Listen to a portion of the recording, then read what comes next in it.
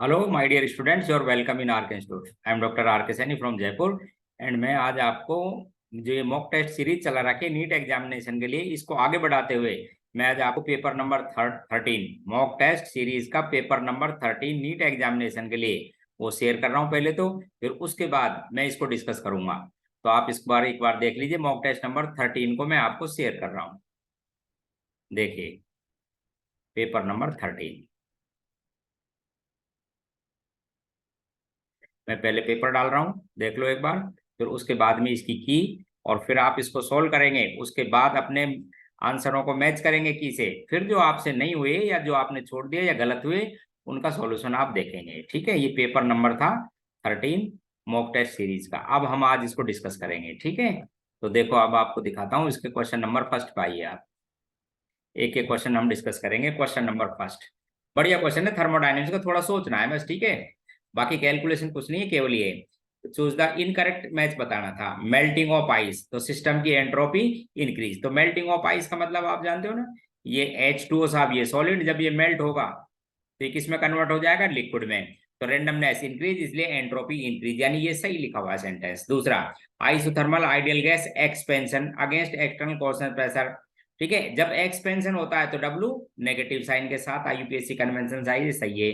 Adiabatic reversible compression of ideal gas. अब आप ध्यान से देखो, एडियाबैटिक जब किसी ने प्रोसेस बोला, समझिए आप, तो ये तो एक्सचेंज ऑफ हीट एनर्जी तो जीरो, इसका मतलब चेंज इन एनर्जी एनर्जी किसके बराबर हो जाएगी, W के। कंप्रेशन बोला है, इसलिए W का साइन किसके साथ आएगा, पॉजिटिव। पॉजिटिव का मतलब ये निकलता है कि डेल्टा U जो आप करते हो कि फाइनल माइनस इनिशियल, वो पॉजिटिव आनी चाहिए। पॉजिटिव में जब आएगी, जब आप बोलेंगे कि U2 final internal energy initial internal energy से ज्यादा, और आपको पता है आइडियल गैस है, और जो कि इंटरनल एनर्जी केवल टेम्परेचर पर डिपेंड करती है, इसका मतलब final temperature should be greater than initial in case of compression. तो ये भी सही लिखा हुआ है। डेल्टा यू क्या है उसके अंदर, पॉजिटिव, बिल्कुल यहीं से देख लो, टेम्परेचर बढ़ता है। अगला है H2 plus O2 gives H2O। इसके अंदर बोल रखा है कि कोई रिएक्शन है, बोले एंथैल्पी चेंज इंटरनल एनर्जी से ज्यादा है। इसको चेक कर लेते हैं। अब आप इसको एक रिलेशन है आपके पास में, केमिकल रिएक्शन के लिए इंटरनल एनर्जी चेंज और एंथैल्पी में ये रिलेशन है। देखो आपको ध्यान होगा, कई बार क्वेश्चन दे चुका हूं और ये आता रहता है। ठीक है, क्या रिलेशन है आपके पास में, enthalpy of reaction equals to internal energy change of the reaction plus delta NgRT। अब इसमें आपको बस केवल इतना ही तो करना है, डेल्टा एनजी क्या है। तो देखो इधर, यहाँ पर आपके पास में कितने था वाटर वेपर्स, 2, और यहाँ पर टोटल मॉलिक्यूल कितने, 3। इसके मतलब डेल्टा एनजी की वैल्यू क्या है, नेगेटिव। अब नेगेटिव का मतलब आपको ये ध्यान रखना चाहिए, इस चेंज इन इंटरनल एनर्जी में से कुछ वैल्यू सब्सट्रैक्ट होगी जब इसके बराबर है। It means change in internal energy greater होगी किसके अंदर, किससे, एंथैल्पी से। तो यही इसके अंदर इनकरेक्ट था। तो इसमें लिखा हुआ है ना कि चेंज इन इंटरनल एनर्जी कम है, कम नहीं ज्यादा, इसलिए इनकरेक्ट सेंटेंस 4। ध्यान से देख लिया करो, डेल्टा एनजी चेक किया, आंसर दिया गया, कौन सी कैलकुलेशन करनी है। अगला, acetic acid is 50% dimerise in benzene, calculate molar mass of the solution. Calculate molar mass in the solution. ठीक है, तो अब आपको पता है कि वांटा फैक्टर से आप इसका निकालेंगे, डाइमराइज हो जाता है, तो आपको निकालना था कि वांटा फैक्टर आई इक्वल टू था साहब थ्योरेटिकल मास अपॉन एक्सपेरिमेंटल मास। एक्सपेरिमेंटल मास भी कहते हैं, एवरेज मास भी, वही पूछा है आपसे एक सॉल्यूशन में, इसका क्या मास है। तो आप आई निकालेंगे डाइमराइजेशन के लिए, या जो भी एसोसिएशन होते हैं मॉलिक्यूल, तो इसका फॉर्मूला होता है i equal to 1 minus alpha plus alpha upon n. तो यहाँ पर रख के देखते हैं, 1 माइनस आई, एल्फा कितना दे रखा है आपको, 50% का मतलब 0.5, एल्फा दे रखा है 0.5, और डाइमराइज होने का मतलब एन की वैल्यू कितनी लिखोगे, 2। तो इसको जब सोल्व करोगे तो ये तो साहब 0.5 हो गया, इस 0.5 को डिवाइड करो 2 से, तो ये 0.75 आ जाएगा आपके पास में। 0.75 क्या आ जाएगा आपके पास में, ये आई। अब यहाँ पर रख दो आप आई की वैल्यू 0.75, आई की वैल्यू लिखेंगे 0.75, और मोलर मास थ्योरेटिकल होता है साहब 60। तो ये आपके पास में क्या आ जाएगा, एवरेज मास। तो एवरेज मास आ जाएगा आपके पास में 60 अपॉन 0.75। तो जब 60 को डिवाइड करोगे तो ये करीब 80 के आसपास, या एग्जैक्ट 80 आ जाएगा। लो साहब, ये इसका आपके पास में ऑप्शन सेकंड का बी। फिर है which show positive deviation from the Raoult's law. अब देखो एनिलीन एंड फिनोल, आप ध्यान रखो, ये एनिलीन बेसिक है, फिनोल फिनिल, फिनोल क्या होता है, एसिडिक, और एसिड बेस में आपको पता है इंटरेक्शन एनर्जी हमेशा बाहर निकलती है, बाहर निकलने को कैसे क्या कहते हो आप, negative deviation.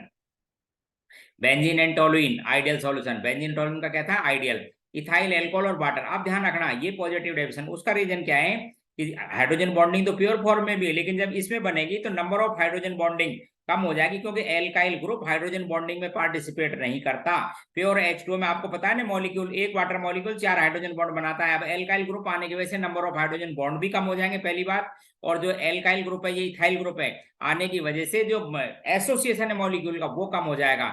And hence positive deviation. Important example आपको बता दूं, आपकी बुक में भी दे रखा है, आता रहता है ये question. Next, which pair contain intensive properties. अब इंटेंसिव प्रॉपर्टीज किस पर डिपेंड करती हैं, बोलो।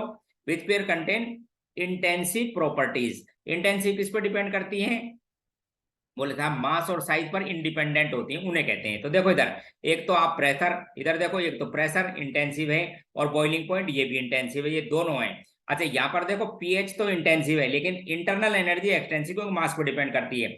यहाँ पर भी डेंसिटी तो इंटेंसिव है, लेकिन एंथैल्पी एक्सटेंसिव है, इसलिए आंसर ए, बस।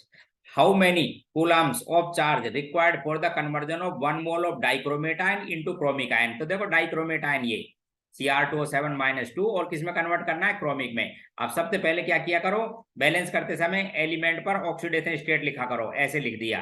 फिर क्या है, 1 मोल के अकॉर्डिंग उसको बैलेंस किया करो, 1 मोल में 2, और यहाँ पे लगाइए 2, और फिर चार्ज बैलेंस कीजिए। यहाँ होगा प्लस का 12, उधर प्लस का 6, तो 6 इलेक्ट्रॉन ऐड कर दो। तो ये कहते हैं कि 1 मोल के लिए कितने मोल इलेक्ट्रॉन चाहिए, 6, और 1 मोल इलेक्ट्रॉन पर चार्ज कितना होता है, 96500 कूलम। तो ये आ जाएगा करीब 17, ये फर्स्ट ऑप्शन। लो, हाइड्रोकार्बन जिसके अंदर 2.4 ग्राम कार्बन है और 0.6 ग्राम हाइड्रोकार्बन, बस एम्पेरिकल फॉर्मूला बताना है। तो मुझे बताओ दोस्तों, क्या होता है एम्पेरिकल फॉर्मूला। बोले साहब सिंपल रेशो ऑफ एटम, ध्यान से सुनिए, simple ratio of atom is termed as empirical formula. तो एटम निकालने हैं, तो कार्बन का एटम और हाइड्रोजन का। कार्बन कितना दे रखा है, 2.4। एटम निकालने के लिए सबसे पहले मोल में कन्वर्ट करो, इनटू कर दो, यानी लो, बोलो साहब ये इसके एटम। यहाँ पर कार्बन, हाइड्रोजन कितनी दे रखी है, 0.6, पहले मोल करो और फिर Na से मल्टीप्लाई करो, बोले ये इसके एटम। तो इसको जब सॉल्व करोगे तो ये हो जाएगा था 0.2 Na, और ये हो जाएगा था आपके पास में 0.6 Na थे, Na भी कैंसिल, सिंपल रेट हो गया 1:3। लो साहब, इसे कहते हैं एम्पेरिकल फॉर्मूला, बी ऑप्शन। बढ़िया क्वेश्चन। एन ऑक्टेन की जब रिएक्शन क्रोमियम ऑक्साइड और Al2O के साथ कराते हैं तो इसमें क्या क्या प्रोडक्ट बनते हैं, देखो इसके अंदर थोड़ा तक CrO3 लिख रखा है ना, एक्चुअल में ये CrO3 नहीं है, टाइपिंग मिस्टेक है, आपको बता देता हूँ। Cr2O3 और एल्यूमिना, ये बेस होता है एल्यूमिना। तो आप Cr2O3 ले सकते हो, मोलिब्डेनम ऑक्साइड ले सकते हो, या वेनेडियम पेंटॉक्साइड ले सकते हो, ठीक है, एल्यूमिना बेस होता है। तो इसमें क्या है, वो लिखा हुआ है Cr2O3 नहीं, Cr2O3 है। तो ये एरोमेटाइजेशन की रिएक्शन है। अब देखो एरोमेटाइजेशन में एन एल्केन, जैसे यहाँ पर ऑक्टेन लिख रखा है, तो क्या क्या बनेंगे, तो जिसमें अनब्रांच्ड 6 कार्बन तक ही उनको जोड़ दो। तो जैसे एन ऑक्टेन में 6 में जोड़ दूंगा, बाकी हाइड्रोजन बाहर निकाल देना, तो 2 कार्बन बचेंगे। तो एक तो बन सकता है आपके पास में इथाइल बेंजीन। और देखो एक बार ध्यान से, जैसे ये 8 कार्बन का था, अब कहीं से 6 पकड़ो कंटिन्यूअस, 1 2 3 4 5 6 7 8। तो एक तो मैंने क्या किया, इस फर्स्ट और 6 को मिला दिया ऐसे, तो इथाइल बेंजीन बन गया। एक तो ये लिख देगा। अच्छा, अब मैं क्या कर सकता हूँ, इस फर्स्ट को देखो इधर से, इस सेकंड वाले को लिख देता हूँ, और 6 यहां तक ऐड करता हूँ, यहाँ पर होगा 6। तो जब इन दोनों को जोड़ूंगा 1 2 3 4 5 6, तो ये जब एडजेसेंट जुड़ेंगे, जैसे मान लीजिए ये था आपके पास में 1 और ये 2, देखो इधर 1, ये था 2, ये 3, ये 4 5 और ये 6। तो एक तो 1 पर और एक 6 पर, एक तो 1 पर ग्रुप लगा हुआ है मिथाइल और एक 6 पर। तो जब पास, और बाकी हाइड्रोजन बाहर निकल जाएंगे, जब पास पास में हो तो इसको कहते हैं ऑर्थोजाइलिन। तो 2 प्रोडक्ट बनेंगे, एक इथाइल बेंजीन और दूसरा ऑर्थोजाइलिन। ध्यान रखना, मेटा नहीं, पैरा भी नहीं, इसलिए आंसर क्या आएगा आपके पास में, डी ऑप्शन। डी ऑप्शन 2 बनेंगे। अगला क्वेश्चन नंबर 8, बढ़िया क्वेश्चन है। देखो वैसे तो मैं आपको बता दूं, ये जो हेलोबेंजीन होती है ना, ये एसिड रिएक्शन नहीं देती है। दो ही कंडीशन है, या तो विग्रस कंडीशन होनी चाहिए, हाई पीएनटी, ठीक है, या फिर स्ट्रॉन्ग बेस होना चाहिए, या फिर एक लाइन और है, यदि ऑर्थो एंड पैरा पोजिशन पर, ध्यान से सुनो, ऑर्थो एंड पैरा पोजिशन पर स्ट्रॉन्ग इलेक्ट्रॉन विथड्राविंग ग्रुप लगे हों, तब इनका सब्स्टिट्यूशन हो जाता है। तो आप ये देखो, ये जो इलेक्ट्रॉन विथड्राविंग ग्रुप है नाइट्रो, ऑर्थो एंड पैरा पर होना चाहिए, तो ये है पैरा पोजिशन, तो इसको हटाओ और यहाँ पर क्या लगा दो, OH, ठीक है, और फिर हाइड्रोलिसिस करा देना, क्योंकि बेसिक मीडियम इसलिए OH नहीं बनाना, और फिर हाइड्रोलिसिस एसिडिक मीडियम करके H। तो आपके पास नाइट्रो के जस्ट सामने क्या लगा दीजिए आप, OH, यानी बी ऑप्शन। देखो इधर, इसलिए क्या कहते हैं इनको, सब्स्टिट्यूशन रिएक्शन है। ये भी एरोमेटिक एसाइल न्यूक्लियोफिलिक सब्स्टिट्यूशन, लेकिन कंडीशन से होती है। नेक्स्ट क्वेश्चन नंबर 9 इंपॉर्टेंट है। क्लोरल और क्लोरोबेंजीन की रिएक्शन करें, कंसंट्रेट H2SO4 से कॉमर्शियल प्रोडक्ट बनता है DDT, आपको ध्यान होगा। देखो रिएक्शन समझा देता हूँ। क्लोरल समझते हो, हाँ, trichloroacetaldehyde is known as chloral. इधर देखो, ट्राईक्लोरो एसिटल्डिहाइड। ये साहब आपके पास में ट्राईक्लोरो एसिटल्डिहाइड किससे रिएक्शन करानी है? क्लोरोबेंजीन से। और तो पैरा डायरेक्ट है, ध्यान रखना क्लोरोबेंजीन। कंसंट्रेट H2SO4 की प्रेजेंस में करानी है, ये लिख दिया साहब क्लोरोबेंजीन। तो कंसंट्रेट H2SO4 की प्रेजेंस में जब रिएक्शन कराते हो तो पैरा पोजीशन का H और ये ऑक्सीजन वाटर बाहर निकल जाता है और दो फिनाइल जुड़ जाते हैं, उसको कहते हैं डाइफिनाइल ट्राईक्लोरोइथेन, DDT उसका कॉमन नेम है, जो कि एक पेस्टिसाइड है, इंपॉर्टेंट है। क्वेश्चन नंबर 10 समझाता हूं, देखो क्वेश्चन 10। क्वेश्चन 10 देखिए, एक एक स्टेप करते जाओ, अपना आप बनता चला जाएगा। आपको समझाता हूं। सबसे पहले क्या कराई? फिडल कार्ट रिएक्शन कराई, CH3Cl और लुईस एसिड डाल रखा है, तो बन गई था टोलुइन येलो। ठीक है, फिर क्या करा दिया? Alkaline KMnO4। अब देखो ध्यान से, KMnO4 एल्कलाइन मीडियम में, ध्यान रखना, एल्कलाइन मीडियम में पूरी साइड चेन को, जिसपे benzylic hydrogen complete side chain को इसमें कन्वर्ट कर देता है एसिड में, with irrespective number of hydrogen atom. अच्छा, कोई ऐसे बेसिक मीडियम इसलिए आयन लिख देना, ठीक है। फिर उसके बाद कराओ इसका नाइट्रेशन। क्या कराओ? इसका नाइट्रेशन। तो ये कैसे डायरेक्टर है? मेटा डायरेक्टिंग, तो मेटा पोजीशन पे जोड़ देना आप NO2, ठीक है, और एसिडिक मीडियम में H इस पाई जाएगा, तो ये बन जाएगा आपके पास में मेटा नाइट्रोबेंजोइक एसिड। यहां तक देखो, इधर ये R जो है। फिर क्या कराओ? सोडा लाइम से रिएक्शन करा दो, तो सोडा लाइम क्या करता है? CO2 हटा देगा, तो बन गया आपके पास में नाइट्रोबेंजीन, ठीक है, सोडा लाइम। फिर क्या करना? उसका रिडक्शन करा देना। रिडक्शन कराएंगे तो क्या बन जाएगी साहब आपके पास में? NH2। फिर डाइएजोटाइजेशन, इंपॉर्टेंट रिएक्शन, फिर क्या बन गई? डाइएजोटाइजेशन। तो डाइएजोटाइजेशन से ये बन जाता है N2Cl। लो, ये किस बदल गया? N2Cl। और फिर ये बहुत इंपॉर्टेंट कपलिंग रिएक्शन, फिनोल के साथ जब इसकी कपलिंग रिएक्शन कराओगे तो दोस्तों बेसिक मीडियम डाल रखा है और ये HCl तो बाहर कर देना, ये प्रोडक्ट बनेगा, ठीक है, एक रेड कलर की डाई है, पैरा हाइड्रोक्सी एजोबेंजीन कहते हैं इसको। ये अब इसमें क्वेश्चन क्या पूछा है आप समझो, देख क्वेश्चन में कुछ नहीं है, मैं थोड़ा सा ध्यान रखना था। ये साहब कपलिंग रिएक्शन है, इसमें ये पूछा है कि ये जो फाइनल प्रोडक्ट है आपके पास में V, इसमें total number of lone pair कितने हैं? तो देखो, दो तो ऑक्सीजन पे और एक ये 3 और एक इस नाइट्रोजन पे, तो आंसर 4, यानी C ऑप्शन देना है आपको। टोटल कितने लोन पेयर ऑफ इलेक्ट्रॉन है? 4, 2 ऑक्सीजन पर और 2 आपके पास में एक एक नाइट्रोजन पर, ठीक है। तो ये क्वेश्चन नंबर था आपके पास में 10। अगले क्वेश्चन को एक्सप्लेन कर रहा हूं, क्वेश्चन नंबर 11 देखो। क्वेश्चन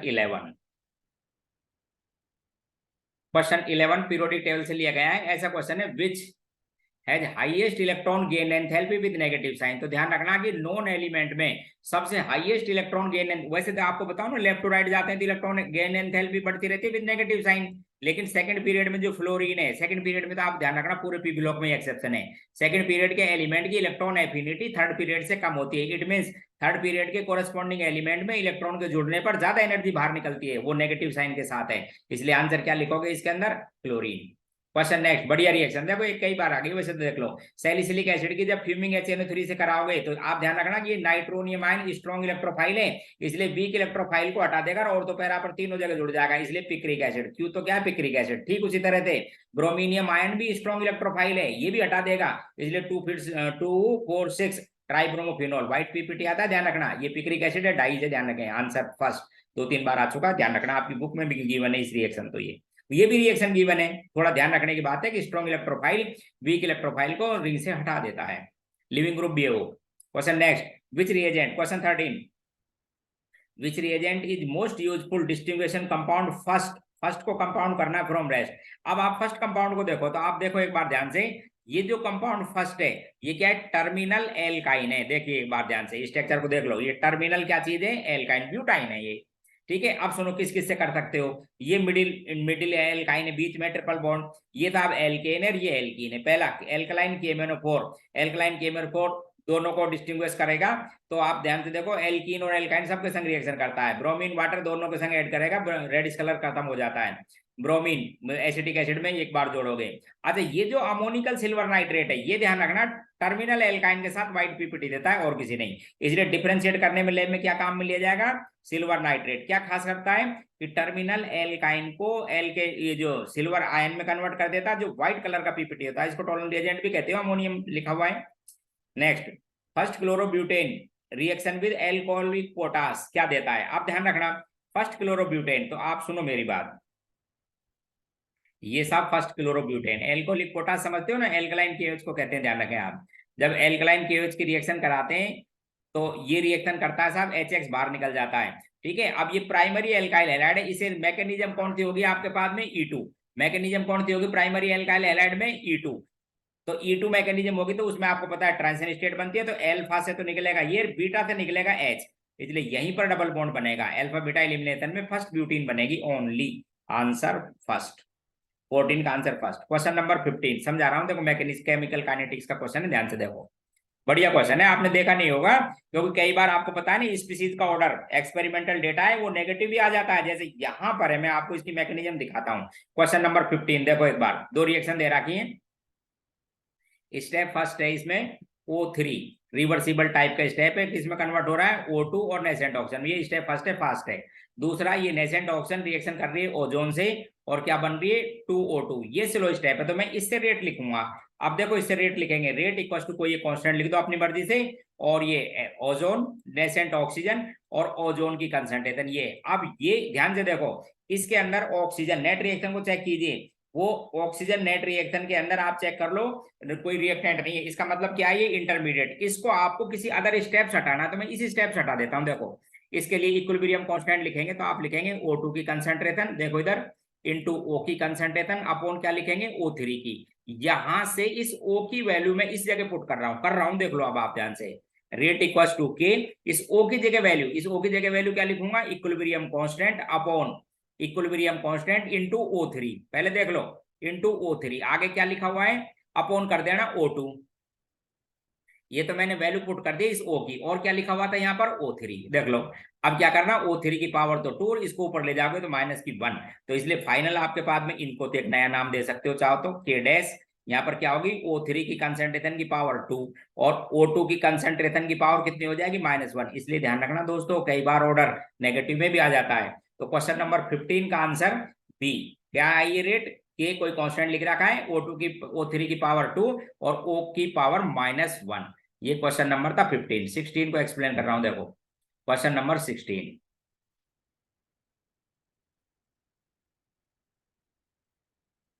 काइनेटिक्स का ये बढ़िया क्वेश्चन है, थोड़ा सा ध्यान रखने वाला क्वेश्चन है, बाकी और कुछ नहीं। देखो क्वेश्चन नंबर 16, एक कोई रिएक्शन दे रहा है, एक इसमें कन्वर्ट हो रहा है बी में, क्या क्या बता रहा है कि फर्स्ट ऑर्डर की रिएक्शन है, पहली लाइन इसकी इनिशियल कंसंट्रेशन है 0.8, अब आप ऐसे लिखते हो 0.8 माइनस एक्स और यहाँ पर क्या लिखते हो एक्स। अब इन्होंने क्वेश्चन में क्या दिया वो सुन लो, ये लिख रखा है कि 0.8 मोल ए प्रोड्यूस 0.6 मोल ऑफ बी, यानी इसकी कंसंट्रेशन कितनी है 0.6, तो मैं पूछता हूँ भाई ए की कितनी है टाइम 2 पर, तो 0.6 को रख दो साहब 0.2 है, एक तो ये लाइन ए टी बच गई, ये तो इनिशियल कंसंट्रेशन और ये टाइम टी पर। अच्छा दूसरा क्वेश्चन फिर क्या कर रहे हैं और देखो अगले में, ठीक है 1 घंटे के बाद थी ये concentration, what time taken for the conversion of 0.9 A into 0.67 of B, यानी इसको लिखो 0.9, फिर वापस लिखेंगे 0.9 माइनस एक्स इनिशियल और यहाँ पे लिखेंगे एक्स। अब एक्स की वैल्यू कितनी दे रखी है आपको पॉइंट, देखो इधर एक्स की वैल्यू दे रखी है 0.675, 0.675, तो मैं पूछू भाई आप मुझे फिर बताओ इसकी कंसंट्रेशन कितनी है, तो इसमें 0.675 कम करोगे तो ये वैल्यू आएगी 0.225 करके देख लेना। अब दो इक्वेशन बना लिया करो, के टी फर्स्ट वाली के लिए equal to L N A naught upon A T, दूसरी भी इसी तरह से K2 के लिए इक्वल टू एल एन उसके लिए इनिशियल कंसंट्रेशन और उसका टाइम टी पर, दो इक्वेशन मैं रख रहा हूं, देखो अब आपको समझाने के लिए, देखो मैं वैल्यू रख रहा हूं, तो यहाँ पर KT आपस में इक्वेशन 1 को डिवाइड कर देना 2 से, ये तो इक्वेशन मैंने बोल दी 1 और ये इक्वेशन बोल दी 2, तो K तो कैंसिल, पहली में कितना टाइम है 1/, ये आपसे पूछा है। अच्छा आगे देखो इनिशियल कंसंट्रेशन कितनी थी एल एन के साथ, इसकी वैल्यू रख देता हूं, चलो यहाँ पर कंसंट्रेशन था आप कितनी शुरू में 0.8, ये कितनी बची 0.2, तो ये वैल्यू है 4, तो यहाँ पर लिखेंगे एल एन 4, ठीक है। अच्छा इधर भी देखो ये इनिशियल कंसंट्रेशन है 0.9, ये बची कितनी है 0.225, तो इसको जब सोल्व करोगे दोस्तों ये भी 4 ही आती है, तो ये भी एल एन 4, इसका मतलब ये हो गया 1, तो टी की मतलब कितना आ जाएगा वही 1/, चाहिए आंसर, कुछ नहीं था हमें सोचने वाली बात थी, answer 1/। How many electron are present in kernel of P, अब किसे कहते हैं kernel, after removal of outermost shell remaining part of the atom is termed as colonel.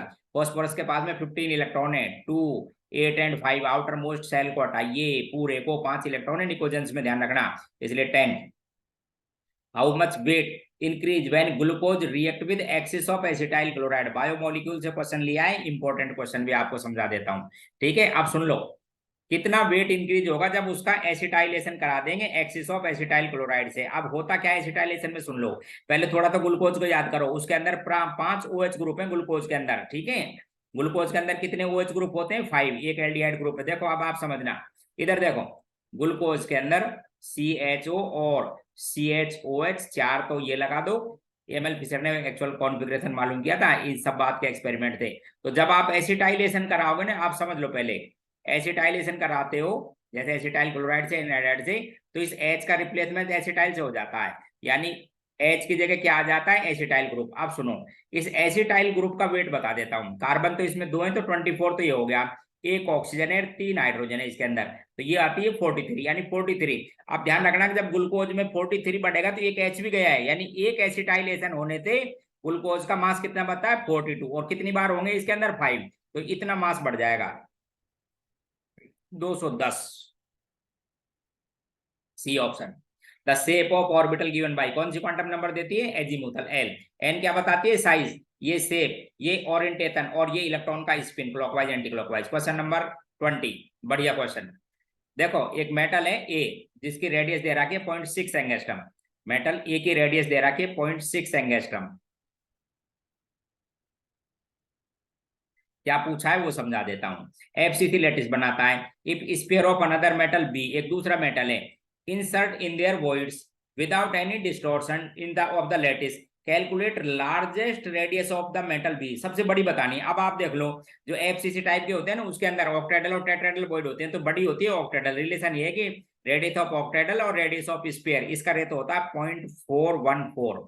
अब आपको ये रेडियस दे रखी है कितनी? 0.6। बस इसको मल्टीप्लाई कर लो, आप इतना बड़ा ऑक्टेडल वॉइड में पार्टिकल फिट कर सकते हो विदाउट एनी डिस्टॉर्शन। तो ये 24.24 के आसपास आ जाएगा, ये वाला ऑप्शन। ये लो sir. Question next 21, the covalency and oxidation state of nitrogen in HNO3। तो ऑक्सीडेशन स्टेट तो आप निकाल ही सकते हो, इसकी +5 आ जाएगी। कोवेलेंसी का मतलब समझते हो, कितने बॉन्ड बना रखे हैं? तो देखो, नाइट्रोजन 3 बॉन्ड बनाती है, चौथा बॉन्ड बनाती है कंडीशनल बॉन्ड, जिसको आप कोऑर्डिनेट बॉन्ड कहते हो या डोनर रिसेप्टर। तो इसलिए वैलेंसी कितनी आएगी इसकी? 4, और ऑक्सीडेशन स्टेट कितनी आ जाएगी? 5। तो वैलेंसी के सामने प्लस माइनस साइन लगाते हैं, ध्यान रखना। ऑक्सीजन स्टेट बताते हैं। हाँ, ये बतानी इसमें से सबसे पहले बतानी है किसमें? Maximum and minimum ionic character. तो मैक्सिमम आयनिक कैरेक्टर के लिए तो कैटायन रखो बड़ा, पोलराइज, और उसमें चार्ज रखो कम। और मिनिमम के लिए कैटायन रखिए छोटा और चार्ज रखो ज्यादा। तो सबसे ज्यादा तो किसके अंदर आएंगे? RBCl, रुबेडियम +1 चार्ज है, साइज लार्जर। और सबसे कम किस में आएंगे? बेरिलियम में। रीजन क्यों है? क्योंकि छोटा तो वैसे ही, और चार्ज है +2। मोर हजान रूल लगा के देख लियो। ठीक है, question number 13, vapour density at equilibrium mixture है 70। ठीक है, डिग्री ऑफ डिसोसिएशन। अब इसका भी एक रिलेशन है, 2 बार दे चुका हूं, क्वेश्चन ध्यान रखना। एल्फा वेपर डेंसिटी से रिलेशन, कि theoretical vapour density minus observed vapour density जो मैंने दे रखी है, अपॉन ऑब्जर्व्ड वेपर डेंसिटी और n-1। n यहाँ पर जो जितने प्रोडक्ट है ना, उनकी स्टाइकोमेट्री का सम है। तो ये 2 प्रोडक्ट बने, तो अब आपको एल्फा फाइंड करना था। तो टोटल ये जो थ्योरेटिकल वेपर डेंसिटी होती है, उसके मोलर मास अपॉन 2। तो PCl5 का मोलर मास होता है 208.5, तो उसको आधा कर लो तो 104 के आसपास। तो ये माइनस ये मैंने दे रखा है 70, ये भी आपको पता है 70, और n की वैल्यू 2, तो ये हो गया 1। तो इसको क्या करो, इसको डिवाइड कर लो, ये बच जाएगा आपके पास में। इसको नियरली 70 कम कर लो ना, ये तो 4 और 3, 34 को डिवाइड कर लो 70 से, तो 50% थोड़ा सा कम का आसपास। ये लो साहब, 35 होता तो एग्जैक्ट 50 आ जाता। अब देखो question, identify total extensive properties. ध्यान से देखो, कौन सी एक्सटेंसिव, किसे कहते हैं एक्सटेंसिव? जो मास और साइज पर डिपेंड करते हैं। कौन कौन सी वो समझाता हूं, भूल मत जाना। इससे पहले थोड़ा सा अभी इंटेंसिव भी दे रखा है।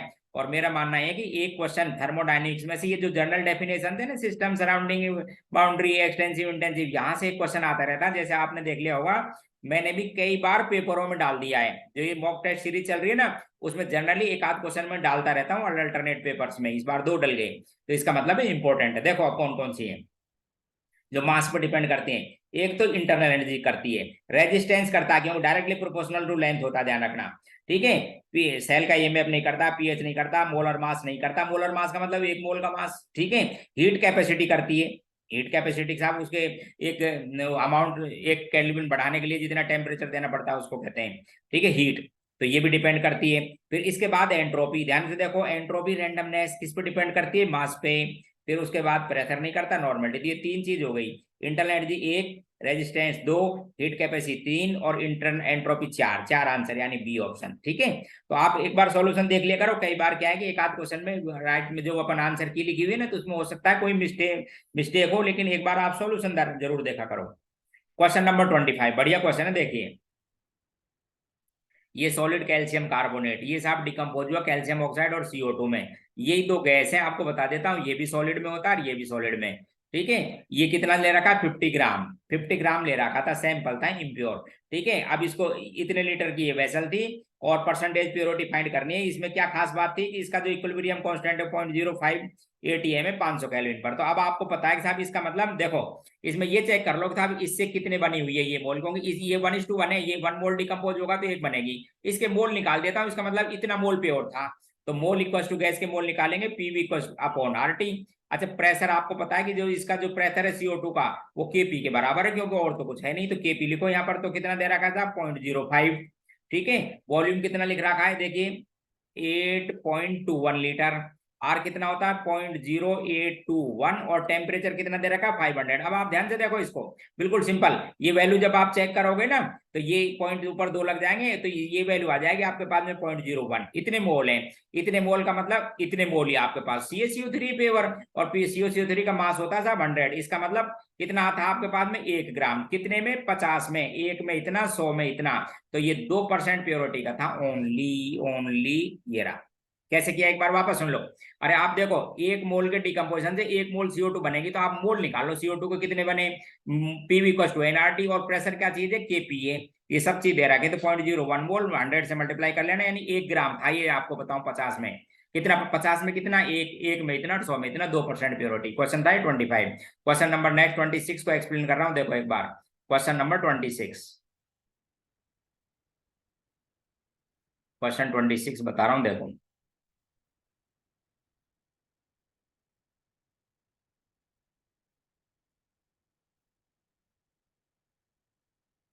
5 mole of methane is 4400 kilojoule heat on their कंबेशन, calculate calorific value. अब आप जानते हो कैलोरीफिक वैल्यू किसको कहते हैं, combustion heat per gram of the substance is termed as calorific value. It is important data to determine quality of fuel and food product. तो ये था, अब आपके पास में हीट दे रहा है 4400 किलो जूल, क्या दे रहा है, 5 मोल दे रहा है, क्या चीज, मीथेन, और 1 मोल मीथेन का मास कितना होता है, 16 ग्राम। तो ये 80 ग्राम आ रही है, तो पर ग्राम निकाल लो, तो पर ग्राम से जो आएगी उसे कहते हैं कैलोरीफिक वैल्यू, तो ये 55 आ जाएगी आपके पास। अगला क्वेश्चन नंबर 27, देखो HBr की रिएक्शन है, ध्यान से देखिए। ठीक है, अब ये फ्री रेडिकल परऑक्साइड की प्रेजेंस में फ्री रेडिकल एडिशन है, तो इस पर आप देखना, जो फ्री रेडिकल में आपको मतलब समझा दूं कि जब इसका रेट जो RDS है ना, उसके अंदर क्या है कि ब्रोमीन का फ्री रेडिकल अटैक करता है, और जब ब्रोमीन का फ्री रेडिकल करता है तो फ्री रेडिकल ही बनेंगे, आपको स्टेबल बनाना है। तो Br को, इस पाई बॉन्ड को तोड़ो, पहले पाई बॉन्ड को तोड़िए, Br को यहाँ पर जोड़ो, फ्री रेडिकल ये बनाओ टर्सरी, उसके बाद यहाँ H जोड़ देना, इसलिए ऑप्शन फर्स्ट ब्रोमीन। ये जो पेरोक्साइड की प्रेजेंस में क्या नाम है रिएक्शन का, free radical addition, not electrophilic addition. और RDS में कौन अटैक करता है एल्कीन पर, Br का, या जो ब्रोमीन है इसका फ्री रेडिकल। पाई बॉन्ड को तोड़ो तो 2 फ्री रेडिकल बनेंगे, आपको मोर स्टेबल सेलेक्ट करना है इंटरमीडिएट, तो आंसर फर्स्ट। नहीं, अगला है कि हाई स्पिन और कलर्ड भी होना चाहिए, इसलिए अनपेयर्ड इलेक्ट्रॉन भी होने चाहिए, हाई स्पिन। हाई स्पिन का मतलब है कि साहब उसमें इलेक्ट्रॉनों की पेयरिंग नहीं होनी चाहिए। तो वीक लिगेंड चेक करो, जनरल कुछ नहीं है, देखो आपको बताऊं, सब CN strong field ligand, CN strong field ligand, यहाँ पर भी CN स्ट्रॉन्ग फील्ड लिगेंड, इसके अंदर सभी वीक फील्ड लिगेंड, और कलर्ड भी है। यहाँ पर ध्यान रखना, ब्राउन रिंग कॉम्प्लेक्स आपको समझा देता हूँ, Fe की +1 ऑक्सीडेशन स्टेट है, और +1 में इलेक्ट्रॉनिक कॉन्फ़िगरेशन कितना होता है, 3d7। इंपोर्टेंट, देखो इधर क्या लिखा हुआ है, 3d7, क्योंकि एक इलेक्ट्रॉन डी में ही आ जाता है, और वीक फील्ड लिगेंड तो 3d7 में से भरोगे। Weak field outer orbital complex है, आपको समझा दूं, 3 अनपेयर्ड इलेक्ट्रॉन है, फिर एक S से लेना, 3 P से लेना और D से लेना। तो एक तो क्या है ये आउटर sp3d2, और पैरामैग्नेटिक ये है ही, कलरफुल है ही, समझ गए। आउटर भी है ये, हाई स्पिन भी जिसको कहेंगे, क्योंकि जितने अनपेयर्ड इलेक्ट्रॉन फ्री स्टेट में उतने इसके अंदर, और कलरफुल है ये। क्वेश्चन नेक्स्ट, क्वेश्चन नंबर 29, देखो एक क्वेश्चन है, सिंपल सा है वैसे, बाकी आपको समझने की बात थी इस क्वेश्चन में। ये क्या है, एक एल्कीन है, नाम है 2 मिथाइल 2 ब्यूटेन, लिख देता हूं, ये साहब 2 मिथाइल ये 2 ब्यूटीन, लो साहब, ये 2 मिथाइल 2 ब्यूटीन। एक बार तो इसका ओजोनोलाइसिस कराया फर्स्ट में in absence of zinc dust, याद रखेंगे in absence of zinc dust. तो जब in absence of zinc dust होगा तो यहाँ पर H2O2 का फॉर्मेशन होगा, और जो पहले तो आप कार्बोनिल कंपाउंड बना दो, तो एक तो एसीटोन बनेगा और एक एसिटाल्डिहाइड। लेकिन जब H2O2 बनता है तो वो फर्दर इसको ऑक्सीडाइज कर देता है विदाउट जिंक डस्ट के, किसके अंदर, एल्डिहाइड को एसिड में। इसलिए ये जो प्रोडक्ट है पी, वो तो क्या चीज रहेगा, एक तो एसीटोन और एक एसिटिक एसिड। अच्छा, जब आपने जिंक डस्ट डाल दी तो इसको आगे मत कराना, जिंक डस्ट डाल दोगे तो ZnO बनेगा, इसलिए एल्डिहाइड अपनी फॉर्म में रहेगा, कीटोन का फर्दर होता नहीं है। इसलिए क्यू क्या आ जाएगा, एक तो एसीटोन और दूसरा एसिटाल्डिहाइड। लो, option third. Question number 30, 4.4 litre H2 at STP या NTP पर है, ऑक्सीडाइज इन 96500 सेकेंड। बस आपसे पूछा कि करंट प्रोड्यूस वुड भी, कितना करंट प्रोड्यूस करेगी ऐसा करने से। अब देखो, देख ध्यान से, सबसे पहले इक्विवेलेंट निकाल लिया करो। अब आपको पता है कि हाइड्रोजन, 1 ग्राम हाइड्रोजन का मतलब एक इक्विवेलेंट, और उसका वॉल्यूम होता है STP पर 11.2। ठीक है, एक इक्विवेलेंट का, तो आप सबसे पहले ये निकालो कितने इक्विवेलेंट है। लो साहब, 4.48 को डिवाइड कर लो कितने, 11.2 से, इक्विवेलेंट आ जाएंगे, ये इक्विवेलेंट आ जाएंगे आपके पास। आपको बता देता हूं 0.4, और एक इक्विवेलेंट के लिए चाहिए 96500, इतने के लिए इतना कूलम चाहिए। अब ये आपको IT के बराबर 9650 इंटू टी पूछा है आपसे, बोले इंटू टी तो है ये एक्चुअल में, और इंटू क्या पूछा है आपसे, करंट इंटू आई। तो इसको डिवाइड कर दो साहब आप कितने से, 9650 से, ये 4 तो कट गई, ये 0 से मल्टीप्लाई कर लेना, तो आंसर है 4 एम्पियर। ये लो, कुछ नहीं किया मैंने, आप समझो।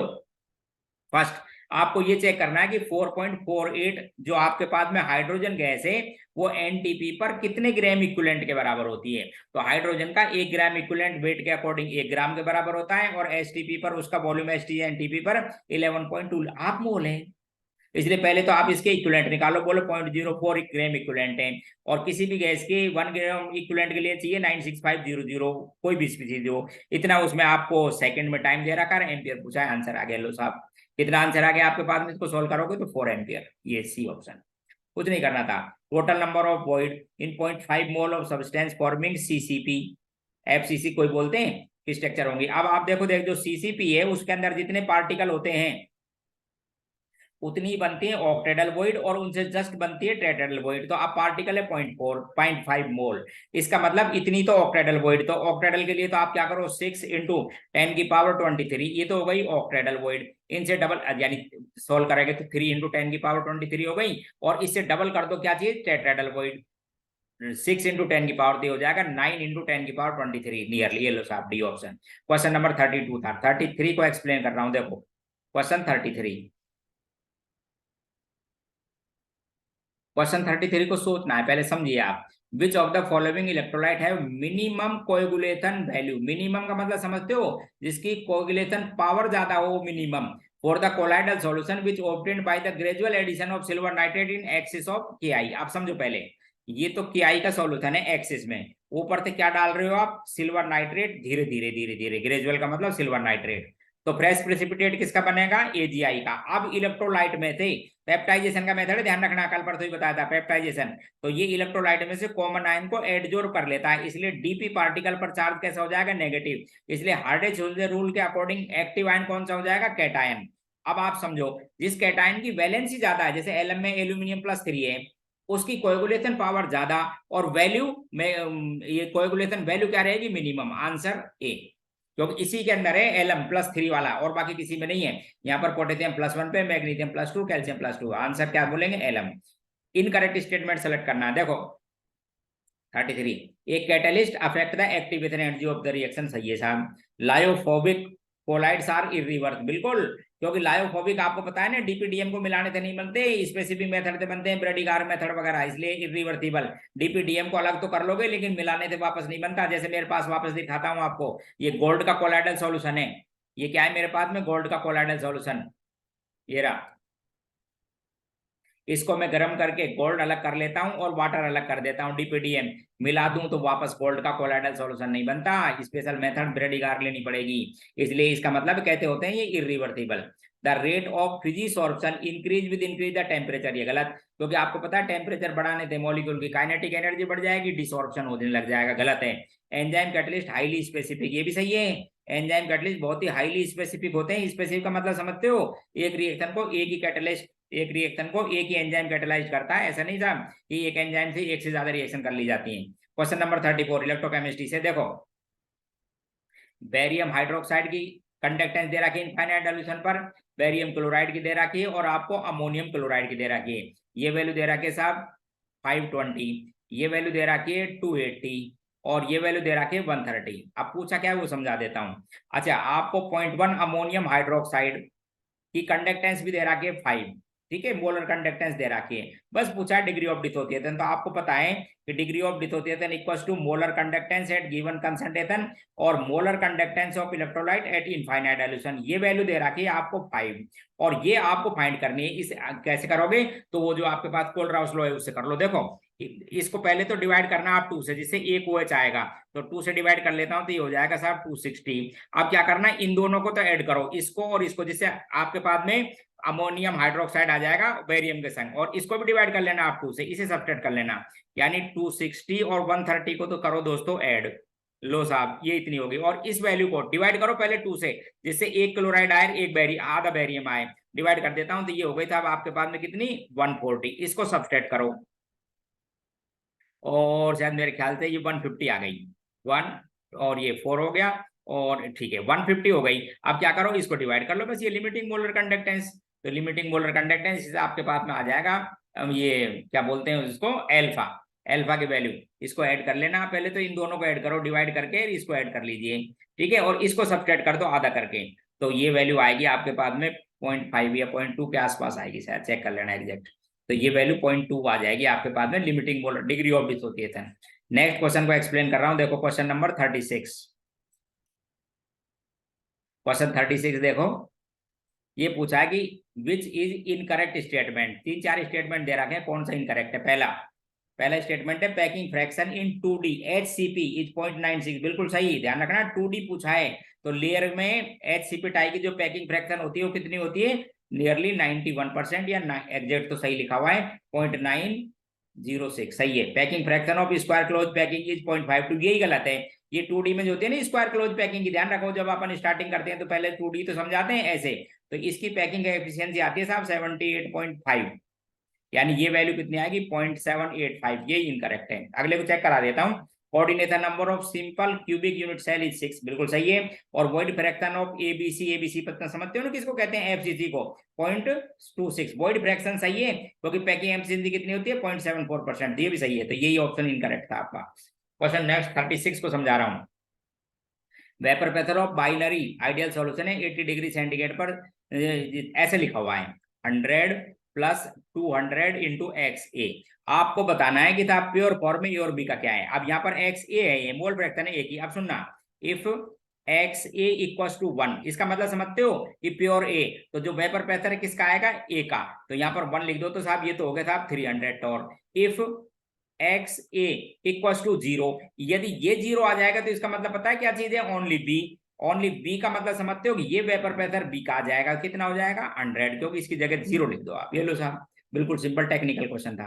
डेसीमोलर, क्वेश्चन नंबर 37 समझा रहा हूँ। Decimolar solution of baryta is diluted 100 times and its pH बतानी है। अब देखो एक बार क्वेश्चन समझो, डेसीमोलर का मतलब समझते हो कंसंट्रेशन कितनी है 0.1, बेराइटा बोलते हैं बेरियम हाइड्रोक्साइड को, फॉर्मूला भी लिख दिया है, नहीं भी देंगे तब भी आपको याद करके जाना है।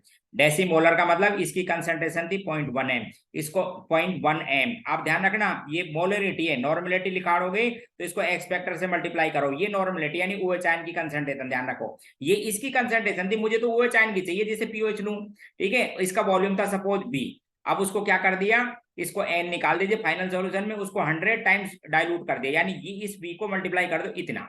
अब आपके पास में रिजल्टेंट सॉल्यूशन में n आ जाएगा, तो देखो कितना आएगा n, वो समझाता हूं, 0.1 × 2 × v डिवाइड कर दी साहब 100v से, तो ये v तो v कैंसिल होगा, ये वैल्यू आ गई दोस्तों 2 × 10⁻³ देखो एक बार 2 × 10⁻³, इसका लो आप माइनस लॉग, तो पीओएच आएगी माइनस लॉग 2 × 10⁻³ -3 में से आगे माइनस साइन लगा हुआ है, तो 3 में से log 2 की वैल्यू कम कर दो, log 2 की वैल्यू रफली याद रखो 0.3 होती है, तो ये आगे था 2.7, क्या आ गई वैसे ये 2.7 पीओएच, तो मैं पूछूं पीएच तो 14 में सब्ट्रैक्ट करो तो 11.3 आ जाएगी आंसर। देखो इधर ये रहा, question, calculate solubility of magnesium hydroxide, KSP दे रखा है वाटर में इसका, तो कि इसका फॉर्मूला निकालो, 4s क्यूब और s में रिलेशन है, तो KSP इक्वल टू क्या है इसका 4s क्यूब।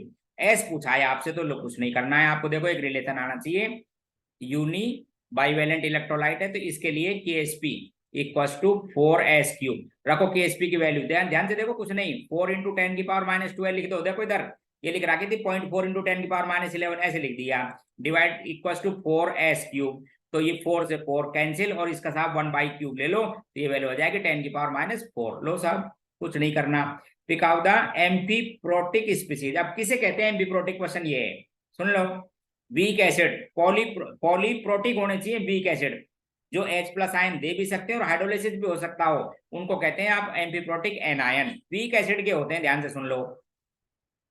तो देखो आप इसको देखना, कंफ्यूज मत हो जाना, ये लिखा हुआ है HPO3-2, अब इसमें एसिडिक H नहीं है, ध्यान रखना, इसलिए इसको नहीं बोलोगे, क्योंकि इसका जो H3PO3 होता है ना, वो उसकी कैपेसिटी है 2 और 2 दे चुका, इसलिए एम्फीप्रोटिक एनायन नहीं, OH आयन एसिड है ही नहीं, समझ गए।